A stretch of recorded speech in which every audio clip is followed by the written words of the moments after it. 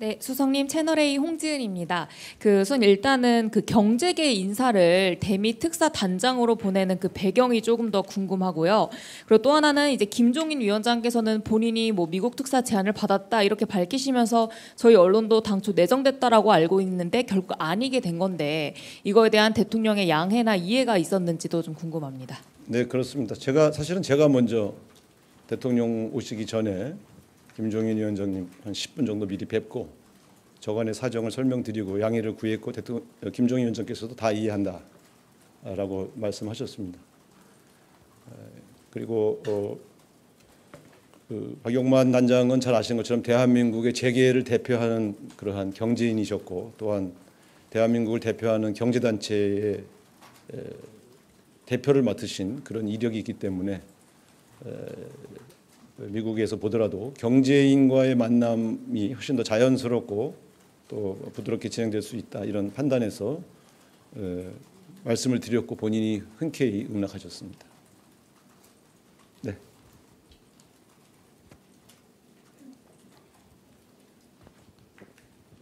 예, 안녕하세요. 매일경제의 송순입니다. 저도 좀 특사에 대해서 질문을 드리고 싶은데요. 저희가 이제 알고 있었던 것처럼 원래는 김종인 위원장님이 좀 가시는 걸로 돼 있었는데 그게 좀 이렇게 박용만 회장님으로 바뀌게 된 배경이나 재반 사정을 수석님께서 설명을 주셨다고 하셔서요. 좀 어떤 배경으로 그런 좀 교체라고 해야 될까 있었는지 말씀해 주시면 감사하겠습니다. 네, 여러분이 잘 알고 있는 그 사정 때문에 그렇게 됐습니다.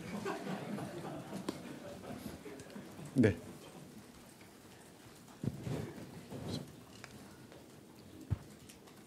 네, 안녕하세요, 수석님. 한국일보 우태경 기자입니다.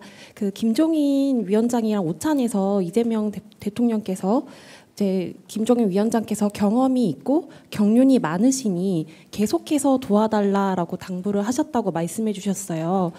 계속해서 도와주려면 정부에서 어떠한 역할 또 직책을 맡을 수도 있겠다라는 그런 뉘앙스로도 읽히는데 또 특정한 이런 직책이나 이런 것들에 대해서도 염두에 두신 발언으로 봐도 되는 건지 여쭤보겠습니다.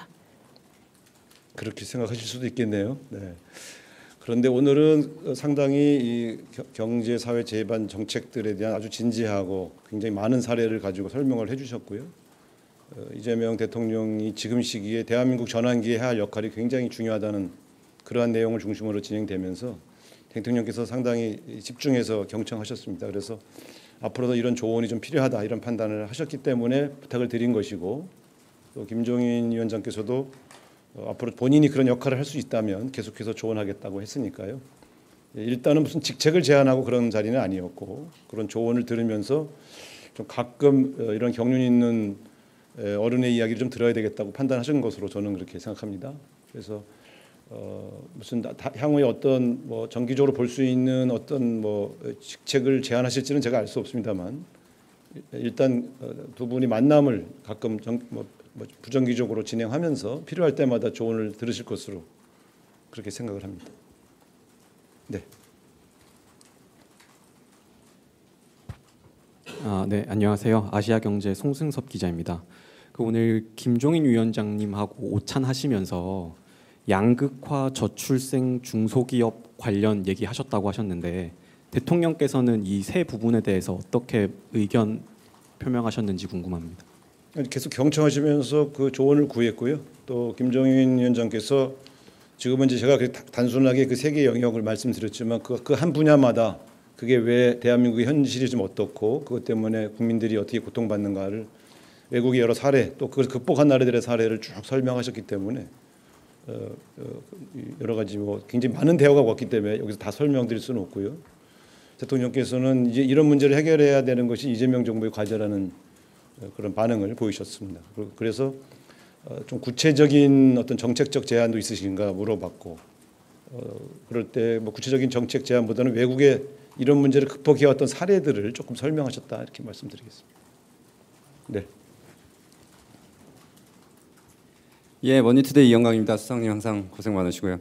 박용만 회장님 재계에서는 굉장히 호인으로 알려져 계신데 확인할 수 없지만 내각에 포함됐다 하마평도 있고 했었는데 하여튼 이번 특사 제안에 흔쾌히 반응하셨는지 어떤 설득 과정이 있으셨는지 그 과정에 대해서 좀 여쭤볼 수 있을까요?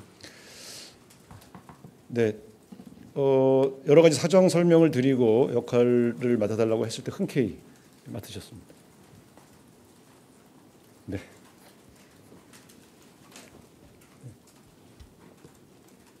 네, 저 TV조선 최민식입니다. 오늘 대통령께서 그 제헌절 맞아서 개헌 의지를 말씀해 주셨는데 사실 오늘 국회에서 제헌절 행사가 열렸는데 산부 요인이신 대통령께서 참석을 안 하신 이유가 좀 따로 있는지 궁금하고요. 그래서 행사에서 직접 육성으로 말씀을 안 해주셔서 이 개헌에 대한 의지가 그렇게 크진 않는 것 아니냐라는 해석도 있는데 대통령의 개헌 의지는 얼만큼 큰지 좀 궁금합니다. 제헌절 행사는 잘 아시는 것처럼 국회가 주최하는 국회 행사이고 전통적으로 대통령이 참석한 사례는 없었다 이렇게 말씀을 드리겠습니다. 우원식 의장께서 개헌에 관한 여러 입장을 오늘 밝히셨는데 대통령께서도 보통 본인 공약에 개헌 공약이 담겨 있고 개헌을 추진한다고 하는 의지는 변함이 없으십니다. 다만 그 절차나 시기 문제는 어쨌든 국회에서 시작을 해야 되는 것이기 때문에 국회의 뜻을 존중하면서 또 국민의 여론들을 경청해 가면서 함께 하실 것으로 그렇게 예상됩니다. 네.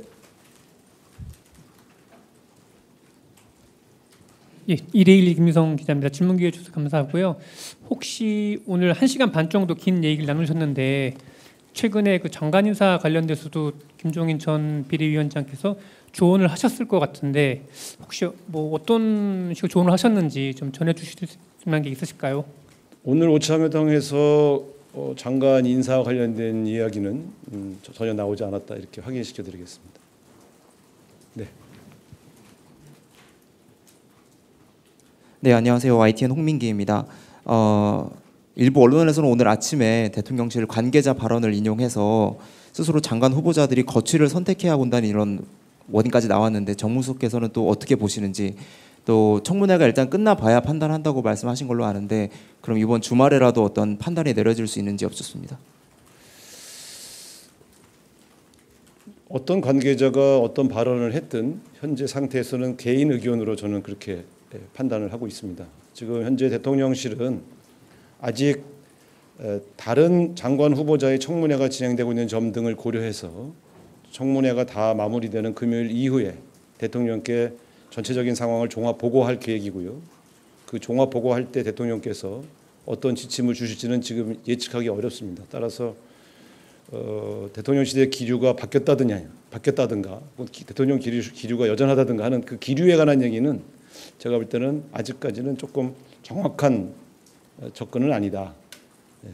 이렇게 말씀드릴 수 있겠습니까? 말하자면 어떤 판단에 대한 기류가 현재 있는 것은 아니다. 아직 종합보고하지 않았고 종합보고한 이후에 대통령님께서 일정한 인사권자로서의 판단을 하실 것으로 예상합니다. 아직은 어떤 방향으로 갈지 예측하기 어렵습니다.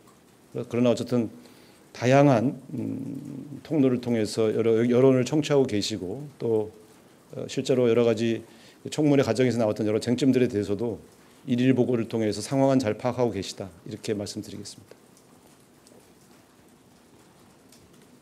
네. 여기까지만 듣고 옮겨서 대화를 하는 게 더 편하시겠죠? 네. 네, 수석님 MBN 표선우입니다. 미국 특사가 확정이 돼서요. 혹시 출국하는 날짜나 뭐 정확히 일정이 나왔는지 좀 궁금합니다. 7월 말 정도로 생각해도 될까요? 사실은 제가 계속해서 발표를 해드리지 않은 이유는 당사국 간의 면담 일정이나 또 그런 것들이 확정되지 않아서 그냥 명단만 발표하는 것이 큰 의미가 없어서 계속 명단 발표를 하지 않았던 것입니다. 마치 아직 발표하지 않은 다른 나라들도 마찬가지입니다. 그래서 일정이 확정되는 나라 순으로 먼저 발표를 해드릴 예정인데 주미 특사단의 경우에는 미국 특사단의 경우는 아직 면담 대상자와 면담 일정이 확정되지 않았다. 이렇게 그래서 아직 특별히 그 문제에 대해 답변 드릴 수 있는 내용이 없다. 이렇게 말씀드리겠습니다. 네, 또 다른 얘기는 이제 좀 옮겨서 편한 관계로 말씀을 드리겠다고 하겠습니다. 자, 고맙습니다.